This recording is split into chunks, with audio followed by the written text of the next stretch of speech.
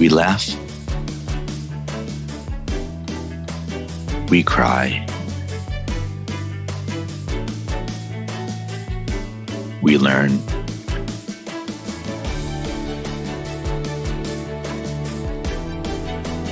But really, what doesn't kill you makes you better at managing clients and everyone.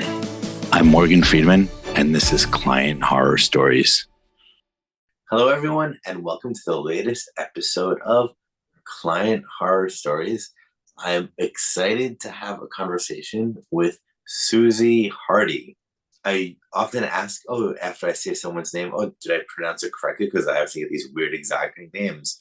Yeah. But with your name, it makes me wonder, how much were you teased about your name in elementary school? Well, not at all. You said it perfectly. What's funny is it's my married name. So my maiden name was a lot harder to pronounce. It was Harbalak, which is Slavic. And I had it Harbalak. Yeah. So I had it mispronounced all the time. In fact, every time, the start of a new year, the teacher is getting to know people and they go down the list, and it was always mispronounced. And then it was even mispronounced at like award dinners. When I was a senior in high school, I was called Carbuckle at one point. And I'm like, that's not even close. There's no C. It was mispronounced all the time. And, but I was one of those kids that I was smart. I was good at sports. I was shy, but I knew how to socialize. So I didn't get picked on too much or anything like that. So they didn't really make fun of me. It was only later in high school, but it was kind of like, your name is weird. Cool. Well, let's jump right into today's horror story. I have my daughter in hand, and I'm excited to hear it. Okay. So my client horror story dates back to probably, I want to say like 12, 14 years ago, something like that.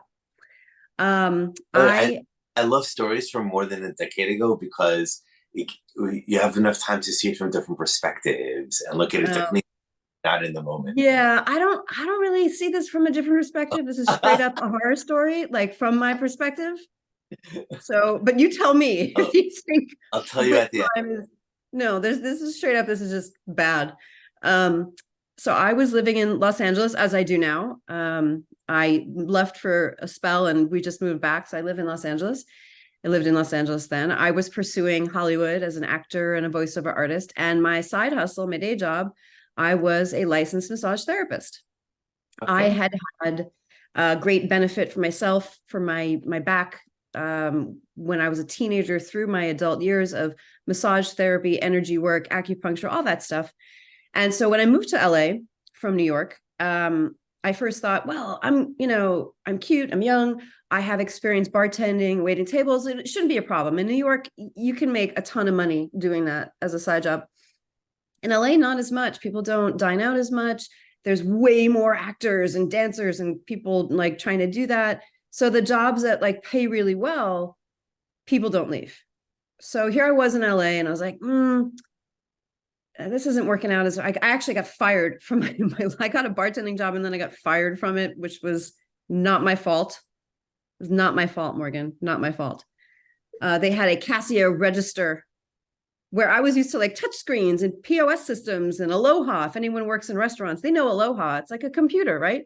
This was a Casio register, literally, with ding, ding, ding, ding, ching, and the drawer would open. I was like, what? Anyway, not my fault. I messed up the books on my second night.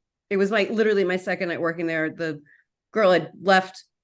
I messed up the books. I got fired. Anyway, but the reason I think I was there was that one of my coworkers just started going to massage school. And I had always thought about that. I had gotten great benefit from it. I thought that would be really cool. I like helping people heal. I'd have to go to school for it. But so that's how it happened. I went to her school. I checked it out. I was like, sweet, let's do this. Long story short, years later, I graduated from school. I developed my own private practice. I always liked working for myself. So here and there, I worked for chiropractors or acupuncturists, but I primarily developed a practice where I'd go to people's homes and charge them a little bit more because I was bringing my table and all my stuff, and I would massage them in their home. The alarm bells for horror stories is already going off in my head. They should.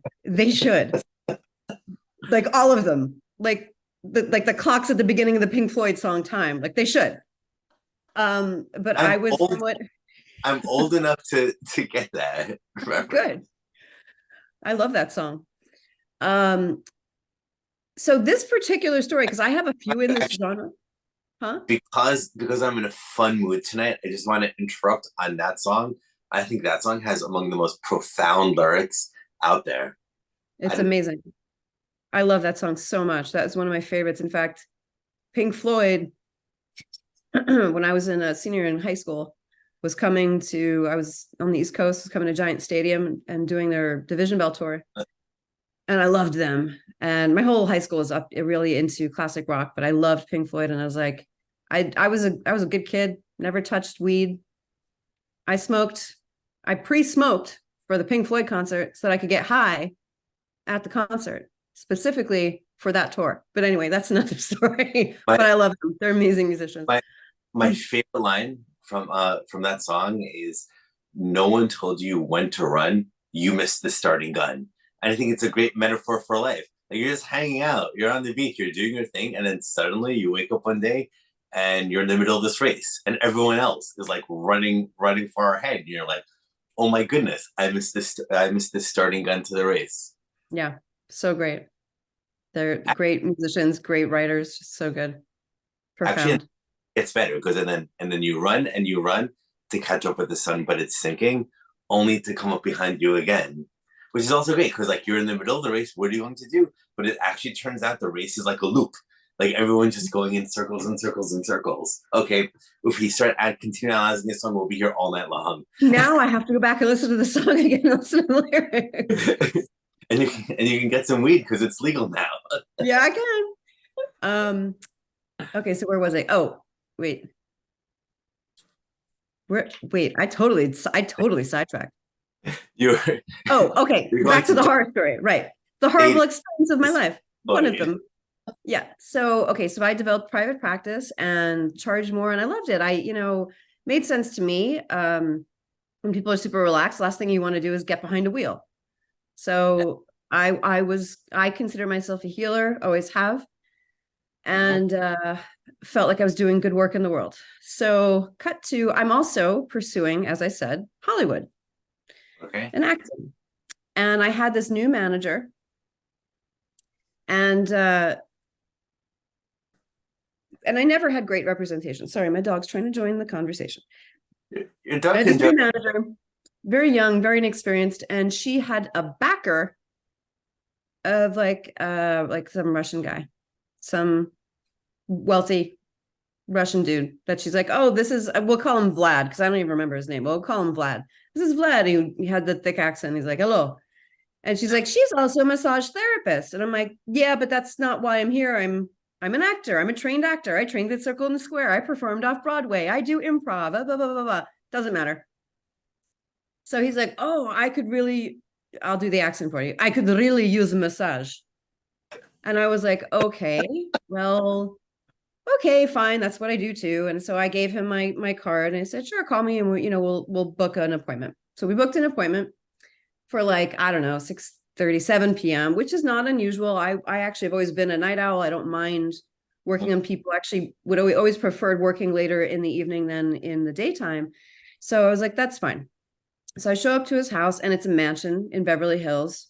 He's got a lot of money, and it felt a little strange. There was something off that was telling me from the get-go that I don't know. It's your gut. Your gut is always right. And we, especially women, but men do it too, I'm sure. We tend to be like, "Oh no, you're just, you're being silly. You're thinking too far ahead. It's fine. It's fine." Right. This makes me wonder, it's common wisdom and advice to follow your gut. Like, everyone always says it, but everyone always says it because it's so hard to do. And it makes me wonder why humans ignore their gut. Like, on the intellectual level, your gut's probably right, yet you ignore it. I think it's because we're socialized and we're told that it's a different part. So this is stuff that I love to study. So your gut is actually connected neurologically to your brain in many ways. So your vagus nerve, which is part of your parasympathetic nervous system, it runs down the side from your brain all the way down to your gut, is part of the part of the nervous system that calms us down. A lot of our neurotransmitters are actually created in the gut, and in embryologically, when we're forming in the womb, nerves, when they start out at the same kind of cells, and then cells start to differentiate. The cells that become the brain and the spinal cord are the same cells that remain and stay in the gut. So they are they're very connected, and scientists will call our gut our first brain, our primordial brain. So, but we have a brain up here too, and this is the socialized brain. This is the one that's thinking. It's like the CEO. So this one down here in our belly, that one's like it's like the old part of us, like that old old caveman, like, no, this is going to be protection. And the one up here is like the one in the suit and tie. It's like, no, it's fine, everything's okay, we're just going to think it through. But your gut always knows. It knows when you like round a corner and it's dark and you're like, oh, I shouldn't be here. It's amazing how it always knows. And yes, we tend to ignore it. And I can't say that at this point I would have turned around, because I was also an actor in this guy's new management company in Hollywood. So I was kind of like, do I have a choice here? You always have a choice, but I went for it anyway. So I set up my table and we're doing the massage. And there are certain signs that I came to learn as a professional massage therapist when a man expected or wanted more, wanted the happy ending or beyond. Yeah. I don't even know what beyond, but and it again, your gut always kind of knows. Like, this wasn't the first time.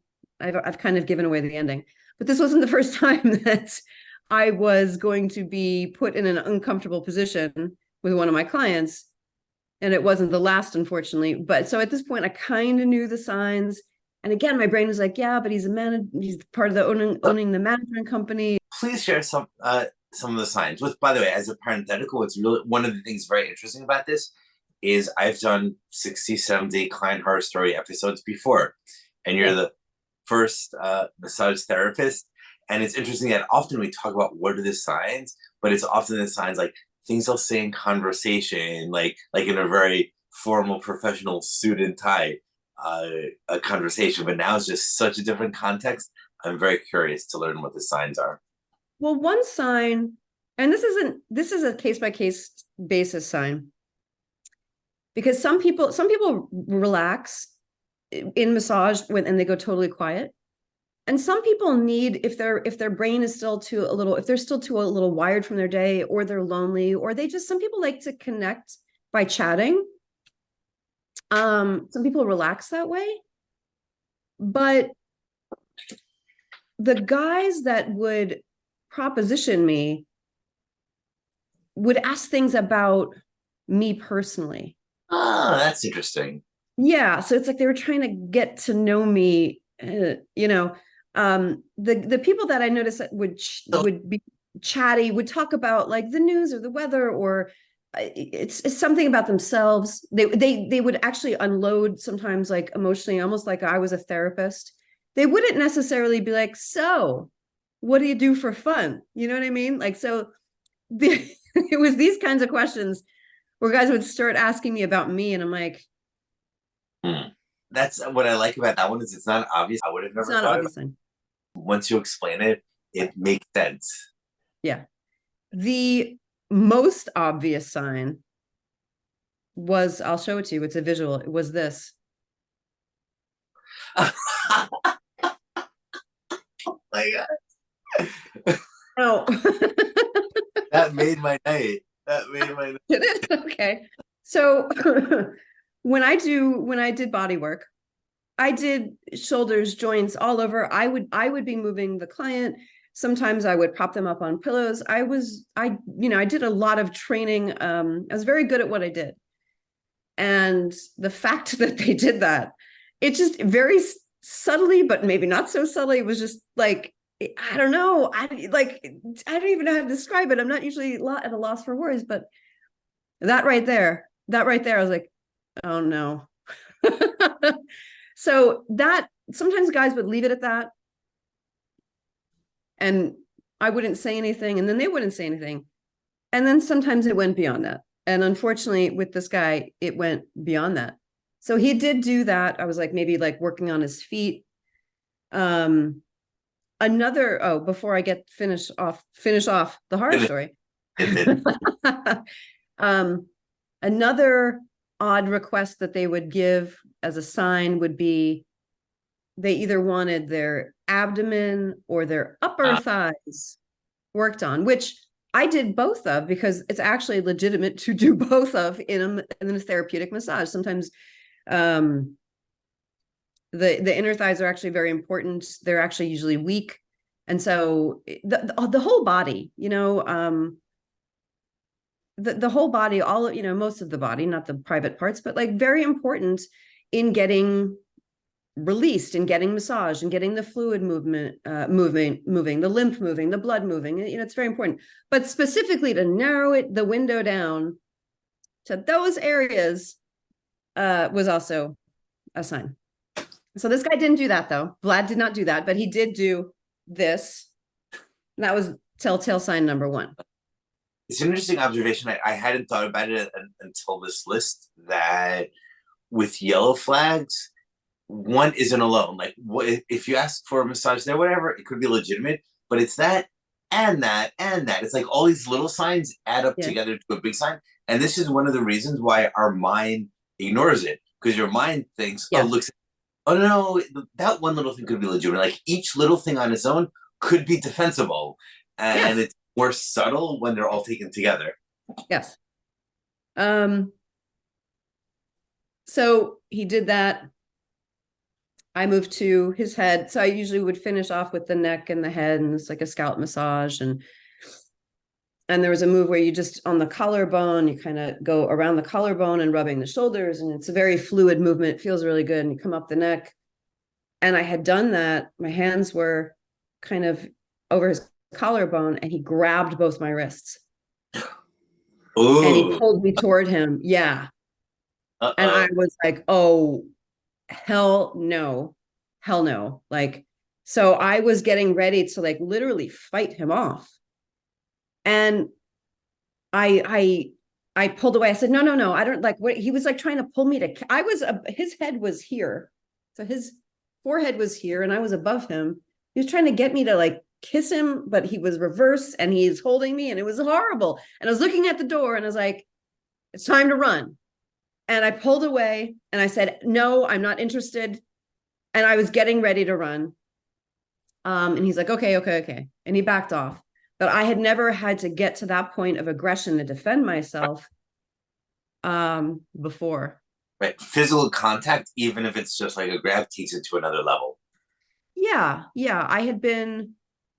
There had been times before where I was telling myself I can just run. I used to run track and I used to play soccer. I was fast.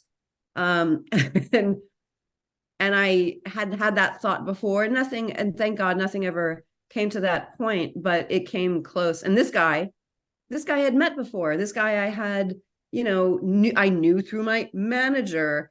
This was where the sliminess of Hollywood was juxtaposed with what I was doing as my side job, and crossing into the kind of Me Too attitude that Hollywood had at that time. And thinking this was a long time ago, and thinking back to it, it's like, it was really scary because there was no one else there. This guy lived alone. He wasn't too big, but still, as a woman, like, you just don't want to have to go through that, especially since my intentions were good. There are women and people around the world that do provide that. I didn't. That wasn't my jam. That wasn't what I was doing. And it was scary. Talk about a horror story. Like, it was scary. I was getting ready to fight and run and have to defend myself over giving a massage. And I would never show up. Like, I have my hair and makeup done right now. I would always show up in like comfortable clothing and hair pulled back and professional, and was not giving off any of those kinds of signals. So Yeah, usually when in these horror stories, it's like it's resulted in $1 million lawsuits, bankruptcy. It's usually that sort of horror, but this is a very different type of horror where it's like you might need to literally like fight for your life. mm-hmm. Yeah, and it was, like I said, it wasn't the first time. There was another one that's coming to mind where this guy, I was going to there's a strip in Hollywood, or sorry, in between Santa Monica and Hollywood, Wilshire Boulevard, the Wilshire corridor, very expensive high rises. And I was going to a client there, I had my table, and a guy saw me. He lived in one of these buildings, like, "Oh, do you have a card?" And this guy didn't know. And I gave him my card. And that was another time where I got this. And I got ready. I was like, there's a door. I can just run. I can leave all this stuff here. This is all replaceable. I don't care. Scary. What also makes this situation challenging, and this is something I've seen in like other episodes and other contexts, is he was the back river manager, and you have this human gut instinct that, oh, there's this social relationship. We know people in common, which makes you feel it psychologically. It makes you feel more safer. Oh no, he'll like he has to like he can't do this because of all the people in common, but it actually turns out you can and you do. Mm-hmm. It's true. It's so you overlook it. You overlook it in order to make your money, and and that was what I was doing at the time. And I thought, okay, but yeah, it was pretty prevalent. I'd had that the very first manager I met actually was a male in Hollywood, and he took me out to lunch. I met him through a photographer I knew. And he said, "Yeah, I'll represent you, but you have to," he said, "date." But he didn't mean date. But he said, "But you have to date me." And I said, no. I'm not dating you. It was all over back then, and came to a head, right, with the Me Too movement, and shocking to know that it happened even to women at the highest level, but of Hollywood. With men of the highest level, with one of the men of the highest level, yeah. It's unclear to me if it changed. So I think it has. I'm sure it still exists on certain levels, but women have been braver to come forward and actually know that they can. And there are way more women now. I even see it just in credits and people that I still know that are in the industry, my friends of mine that are producers, that are way more women directors, writers, things like that of that nature. Yeah, I'm sure it'll always exist on some level, but it was way worse. It was just accepted back then. It was just, it's the way it is, But by the way, I grew up in New York. My mom is a theater producer on Broadway. So I just grew up in this house, and like all my mom's friends are these like gay men actors and producers. She's like a straight woman, all gay men. And it's like my like uncles, like these sort of people I just grew up around in the house. And I remember a comment that my mom would often make is that is talking about the New York theater industry, because that's what she knows. So no comment on Hollywood, although you'll see in a second. I wouldn't be surprised if it's summer, but she would say, because she was friends with basically all the only men, all the gay men. She would say, hey, in order to reach like the highest levels of success in the New York Broadway scene, the men who are straight need to be gay and become gay to service the right people, like just to do that. And this actually presented like big emotional challenge and physical challenges for men who wanted to be actors on Broadway, who were actually straight. So. I believe it. So it's the same thing in reverse, right? And sorry, my doggies are making noise now. They were laying so quietly. I believe it. I started out, I'm also from New York. I grew up on Long Island, and I grew up on Long Island too. You did? Where? Great Neck. It's not up. I'm from Northport. Okay. A Yeah. little bit further out. Another neck over Eaton's Neck. Yeah. I've Sorry. also I've also been to concerts at Giant Stadium and Nassau Coliseum, And but Jones never Beach, I'm sure. yeah, but never Pink Floyd there. Well, that's so funny. It's a small world. Um, yeah, so I started in theater, loved theater, but I couldn't sing. I could dance and I could act, but I couldn't really sing. So I never did musical theater. I wanted to, I love straight drama or like straight theater, not musical theater. But yeah, I can imagine. God, there was a movie, and now I can't remember what movie it was, where there was a scene.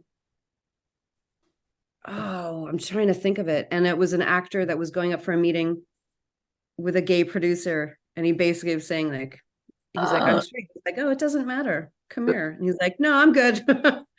um, yeah, it's everywhere, right? Yeah, and I used to think about it. It's like, well, there's just too many people that want it. There's too much of a supply, not enough of opportunity. There's too many actors, too many available actors that if people are in power and they'll want to abuse it, they can get what they want. Hopefully that's changing for the musical theater scene. I don't know. I can ask my mom and report back. Yeah. So, question to wrap back to the story before we extract out some final lessons. So, ultimately, you were able to leave, not running away. You took your equipment. There's that hard moment, and then he calmed down. he backed off. I was still very heightened and scared, and and it I'm trying to remember, like, they say your memory can change things, how they actually happen, but I remember, like, it wasn't like I was very close to the front door. I remember, like, it was a big house, and I remember having to, like, go through. I don't remember if it was like another level. It wasn't like, it wouldn't have been like an easy, it wasn't an apartment. It wouldn't have been like an easy run out the front door. um I remember, like, once I started to, push him, like, put up my boundary, he's like, okay. um I did eventually get, we finished, I got my stuff, he paid me, and I left. But then thereafter, like, I think I did see him at the manager's office again, and he acted like nothing happened, and it was just, and I didn't last a lot. That whole management company was just a whole bunch of BS. There's a lot of them out here. um So, it's, it's I wonder, uncomfortable. the management company being BS is related to the fact that the backer was sketchy. Like, in my experience, companies are often not what they seem. Like, as a very New York or very New York City example of that, the Yeah. entire restaurant industry is basically a front for money laundering in New York, because restaurants is all cash. So if you have like dirty Yeah. money, you just need to own a cash business so you can make the dirty money clean. Who cares if it loses money? A lot Yeah. of businesses are not what they seem. So maybe this sketchy management company was really just a front for That sexy would guys. make sense. That would make sense, because this young woman seemed to know nothing, and she wasn't very good. And it doesn't take a lot to start a management company. Like, why would you need a backer? You need time, you need a desk, you need a computer, you need a phone and connections, right? And hustle and drive. Wait, how much do you need? You don't need a license. You don't, I mean, I guess you get a business license, whatever, but you don't need, actually, now that you say that, she had a whole office. She didn't need an Yeah, office. It worked out of her bedroom. what was really happening there? Maybe Yeah. that whole company wasn't what it seemed at all, and Yeah. this and him not being able to control himself like that was part of the sketchiness coming out. Ugh, yeah. Yeah. I, I have Before we go to the lessons and then wrap up, I have another observation. It's more like a 2-minute tangent that might be interesting on the thought of being in a house and being like, okay, I could run out the door and just escape if something bad happens. Interesting factoid. I lived for a long time in Argentina, and in Argentina, because of how keys and locks work, that's actually impossible to, like, you can't run out of an apartment house or building there, because the way it has They're a different old. it has a different type of key, and it has this type of key where when you're inside the house, you lock it from the inside and you take the key with you. So unless you have a key, unless you have the key to the house, you cannot open a door. So like the, oh, I'm just gonna run out, cannot exist in Argentina. It's a funny story. I once asked a locksmith, I'm like, why do they have this key system? It's weird. It makes no sense. And he explained it to me that they used to have a problem of in Argentina long ago of criminals climbing, getting into buildings and just like taking the TV and walking out the front door. So they changed the whole key system in the country. So if someone comes in, like climbs up to the third floor of the building, gets your TV, they literally can't go out. You have to go out the window again, and you can't take a TV down the window. Wow. It's interesting that that's the reason they changed, instead of like maybe putting a deterrent on the outside. Interesting. I mean, I was envisioning like these old, heavy metal keys that a lot of like, other countries have in like say Europe and things like that. I can show it on. This is the type of yes. Yes. Yeah. But this type of That's key, what I was envisioning. yeah, but this type of key, like it's this European French style key. When you go inside a door, it doesn't lock it from the outside. The American doors, you close the door and you can open it from the inside, but not the outside. But this style door, you close it, you can open it from the inside or the outside. The only way to stop strangers from walking into the house is to use the key on the inside and then take it with you. But as a consequence of this, like massage therapists can't run. You have a one night stand. You cannot silently leave in the morning because you need the owner. You need the owner to exactly. Well, the moral of that lesson is don't have a one night stand or be a massage therapist in Argentina. Brought to you by horror stories. There are a lot of surprising lessons we can extract tonight. So now to wrap it up, I'm wondering if this experience changed you or changed your perception or changed how you act. Maybe it's like taught you other flags to identify, maybe give you more confidence to leave. Maybe it's you started treating people differently, or are there any other broader lessons you learned from this to wrap up with? Or did we hit all of them? One of the realizations that I had was that I had a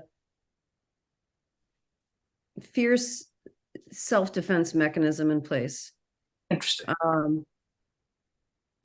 Which I was proud of, as a female living on my own, running my own business. Approximately how old were you?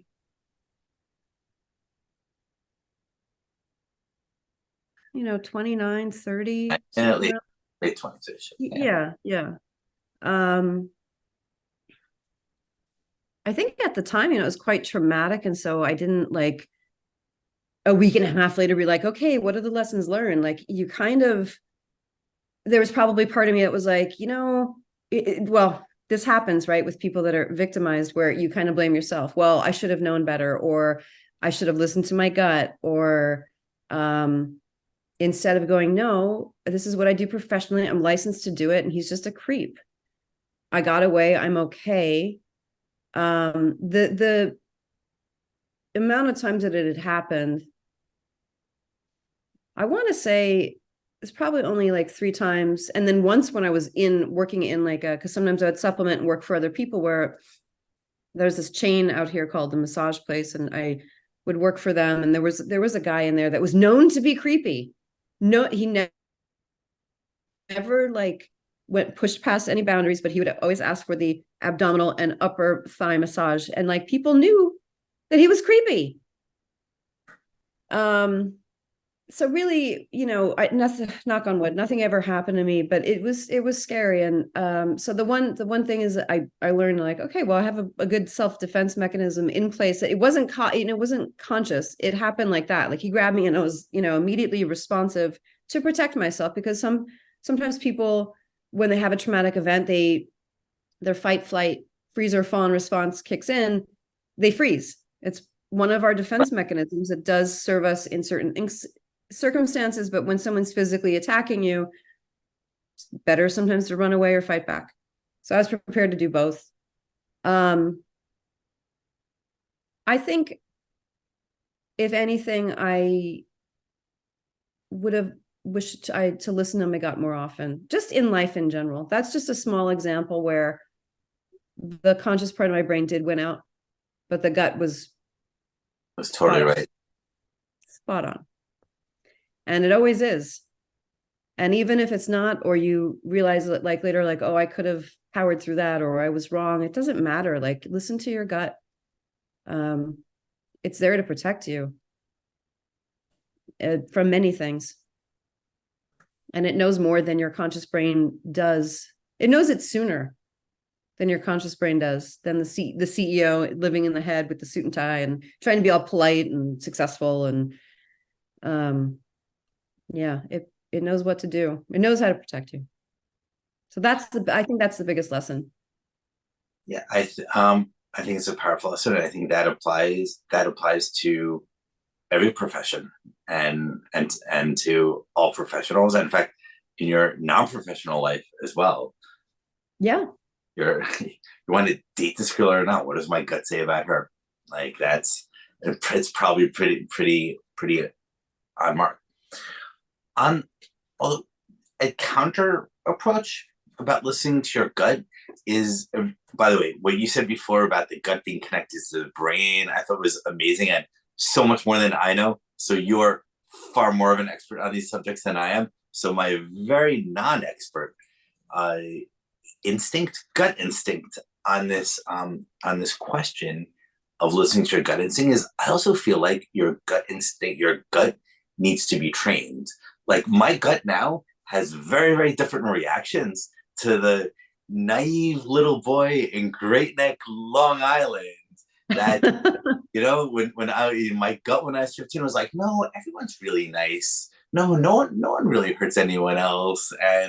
And I've had to go through a lifetime of experiences in order to realize in order for my gut instincts to change. So part of my interpretation of your story is like, your gut instinct being trained through experiences like this in order to be firm and strong, and to recognize and know this that you have now 12 years later.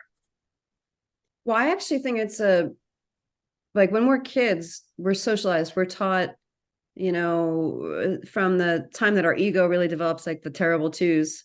Because when we're infants, we're just these little bundles of love and all. That's why it's amazing to look into a baby's eyes, because they don't know the difference. They're just like, you, me, you, we're one, all one love. And then we start to get socialized in our terrible twos and me, mine, my toys, my stuff, mine.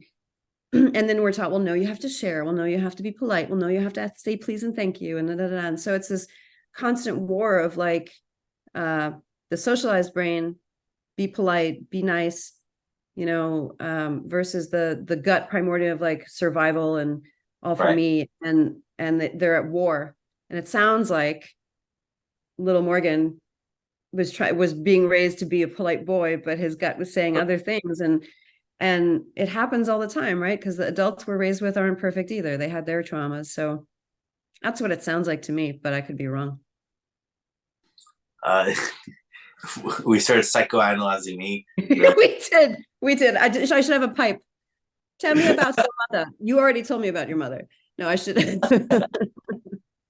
No, I guess it depends on the circumstance, right? Like I can try to think of one for myself where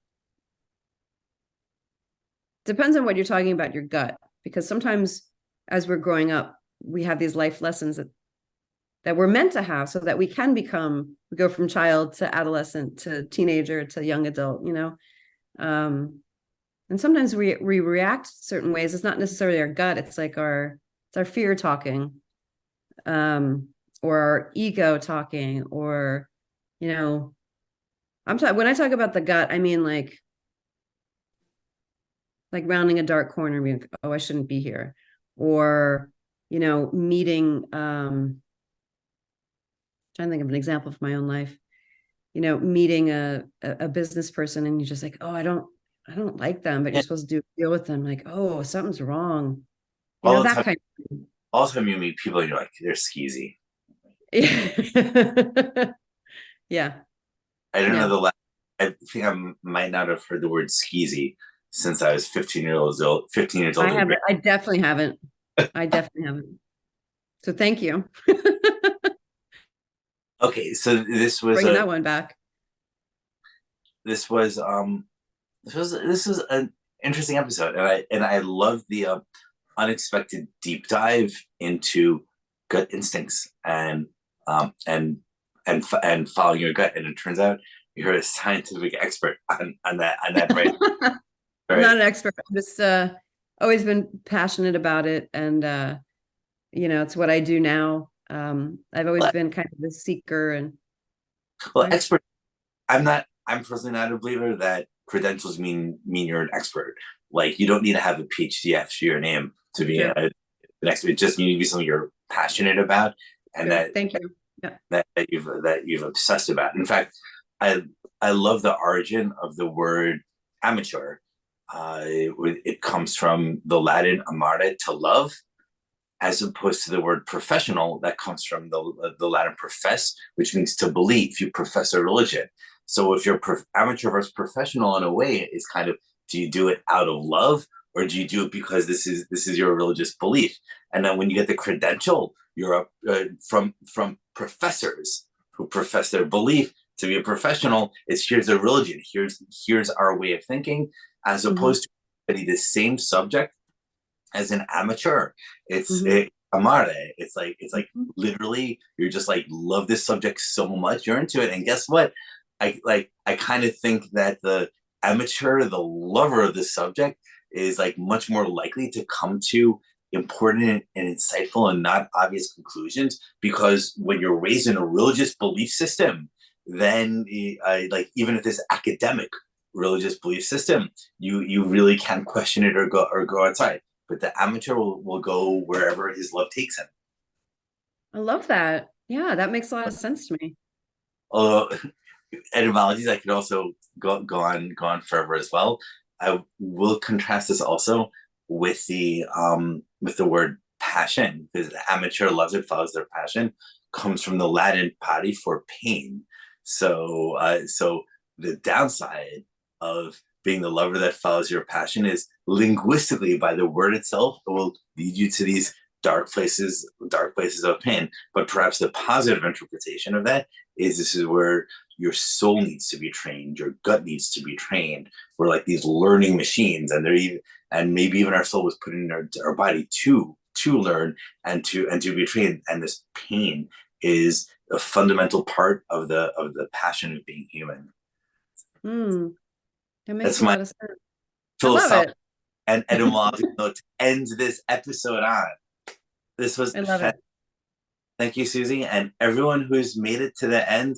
I hope you've had as much fun as we had talking about these subjects. Have a great night.